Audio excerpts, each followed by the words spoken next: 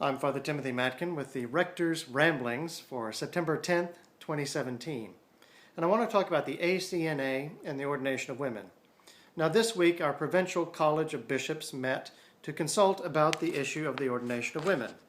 As you might recall, at the formation of the Anglican Church in North America in 2009, many diverse groups from across the country in both America and Canada came together to form one province.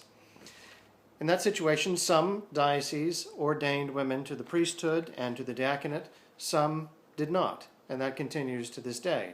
It was decided at the time that there would be no female bishops at all in the province. And it was decided also that the issue of the ordination of women would be studied theologically and it would be prayerfully considered by the bishops.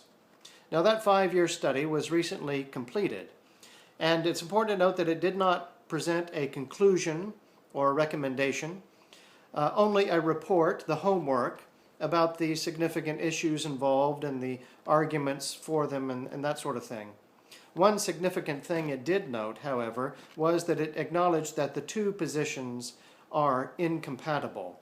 That is, you have to choose one or the other. Now the bishops met this week, as we said. They issued a statement afterward. I have a copy of it here. And one thing you notice is that the statement is very small. Actually, the part that says statement. It's 4 sentences.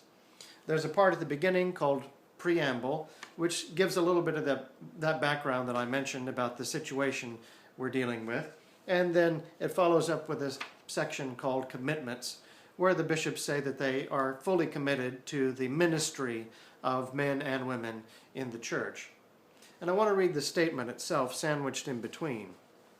As I said, only 4 sentences, very brief. They say, and they write in unison with one voice, having gratefully received and thoroughly considered the 5-year study by the Theological Task Force on Holy Orders, we acknowledge that there are differing principles of ecclesiology and hermeneutics that are acceptable within Anglicanism, that may lead to divergent conclusions regarding women's ordination to the priesthood.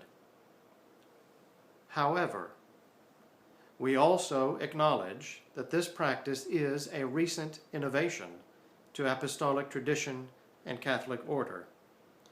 We agree that there is insufficient scriptural warrant to accept women's ordination to the priesthood as standard practice throughout the province. However, we continue to acknowledge that individual dioceses have constitutional authority to ordain women to the priesthood. Now, what are we to make of that? Well, as far as I can discern, and this is just me talking here, and I don't have a big stash of inside information, but we do know that the reality behind the bishop's brief statement is that the traditional view has the majority among the bishops, including the archbishop. And it appears to be, as we go on, the emerging consensus if trends continue. Now there's a strong commitment to provincial unity among the bishops, and there is no desire to split up the church, to force a purge of the practice that would force dioceses to leave. Especially when it seems that this issue basically will resolve itself over the course of a generation or so, and that requires patience. It appears to me that the Orthodox bishops who had the numbers to force the issue and the schism that would likely result would rather try and let the innovation die a natural death. One thing that is certain is that whatever decision came forth would be met with hurt and outrage and disappointment. I know some on my side are disappointed, and I get that.